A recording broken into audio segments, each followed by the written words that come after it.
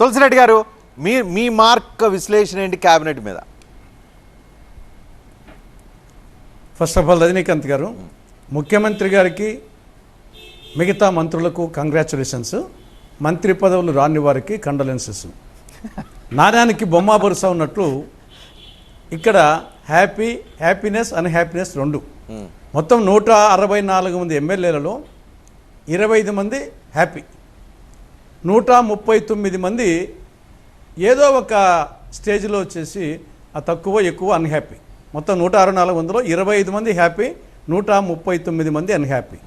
దాంట్లో ప్రధానంగా సీనియర్సు, విధేయులు, పోరాట యోధులు కొందరు ఉన్నారు.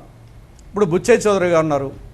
ఆయన ఏ కోణంలో నుంచి చూసినా, సీనియారిటీ కోణంలో చూసినా, విధేయత చూసినా, పోరాటంలో చూసినా ఈ డిజర్వ్స్.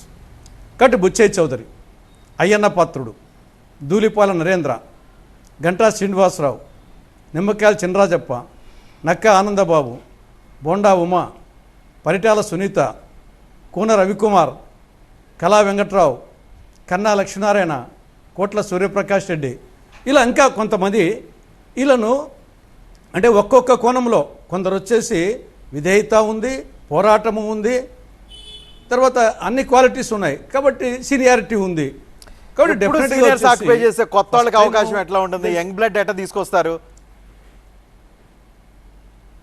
యంగ్ బ్లడ్ అంటే ఏమి, వచ్చేసి 2 సార్లు 3 సార్లు గెలవచ్చు కదా వాళ్ళు కూడా. కొత్త ఇప్పుడు ఫస్ట్ టైం గెలిచింటాడు, రెండోసారి గెలిస్తే సీనియర్ అయిపోతాడు. మంత్రిగానే కావాలని కాదు, ఎమ్మెల్యేగా సీనియర్ కావచ్చు, 3ఓసారి గెలవచ్చు అట్లా. కాబట్టి ఇది ఒకటి. అంటే అసమ్మతికి నేను చెప్పాను బొమ్మ బొరుస అని. కాబట్టి న్యాచురల్గా వచ్చేసి హ్యాపీనెస్గా ఉంటుంది, అన్హ్యాపీనెస్ ఏదో ఒక కోణంలో ఉంటుంది. అది తర్వాత ఇక్కడ జిల్లాల వారీగా, ఇక్కడ పాత జిల్లాలు కాదు కొత్త జిల్లాలు.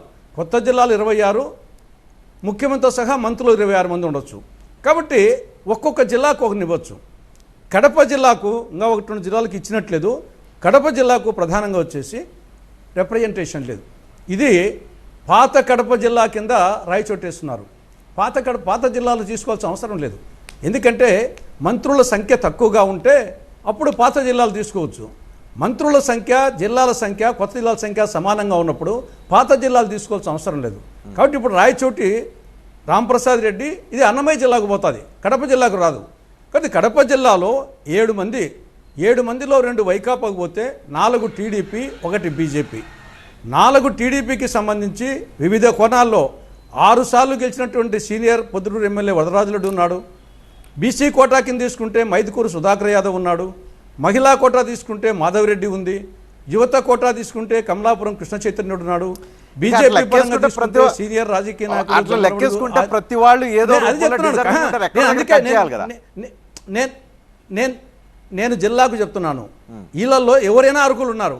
నేను జిల్లాకు వచ్చేసి దాదాపు 26 జిల్లాలు ఉన్నాయి, 26 మంత్రి పదవుల్లో. కడప జిల్లాకు గతంలో ఒక ముఖ్యమంత్రి, ఒక డిప్యూటీ చీఫ్ మినిస్టర్ ఉన్నటువంటి జిల్లాకు వచ్చేసి ఈరోజు ప్రాతినిధ్యం లేకపోవడం అనేది డెఫినెట్గా వచ్చేసి ఇది కడప జిల్లాకు అవమానకరం. ఏం అవసరం ఏమొచ్చింది? ఒకటి వచ్చు కదా. 26 మంది ఉన్నారు, 26 ఉన్నాయి. ఎందుకు వచ్చేసి కడప జిల్లాని పక్కన పెట్టినారు? దానికి ఆన్సర్ ఏముంది? వచ్చేసి వీళ్ళు అనర్హులు ఉన్న వీళ్ళు ఎవరు అర్హులు లేరా?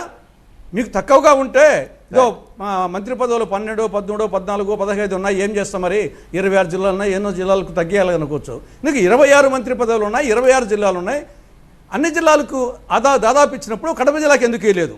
కాబట్టి ఇది ఒకటి వచ్చేసి ఆలోచించాల్సిన అవసరం ఉంది. ఇంకా మిగతా పార్టీల పరంగా ఓకే, 1:7 రేషియోలో కాబట్టి బీజేపీకి 8 ఉంది కాబట్టి 1 ఇచ్చారు, జనసేనకు 21 3 ఇచ్చారు. అది పార్టీల పరంగా బాగానే ఉంది. కులాల పరంగా దాదాపు పర్వాలేదు. దీంట్లో వచ్చేసి మీరు చెప్పినట్లు బ్రాహ్మణ, క్షత్రియ, వెలమ, ఓసీ వెలమ వాళ్ళకి రిప్రజెంటేషన్ బహుశా అది అందరికీ అంటే సాధ్యం కాకపోవచ్చు. ఇక్కడ మహిళలకు సంబంధించి అగైన్ మళ్ళీ ఇక్కడ 3కే ఇచ్చారు. అంటే మొత్తం 12%. ఒకవైపు వచ్చేసి ఆల్రెడీ 33% శాసనసభల్లో కూడా పెట్టాలంటున్నాం. ఓ దిక్కు కనీసం వచ్చేసి ఇక్కడ 12% మాత్రమే ఉంది. కాబట్టి మహిళలకు వచ్చేసి ఆశించిన స్థాయిలో రాలేదనిపిస్తుంది. ఓకే.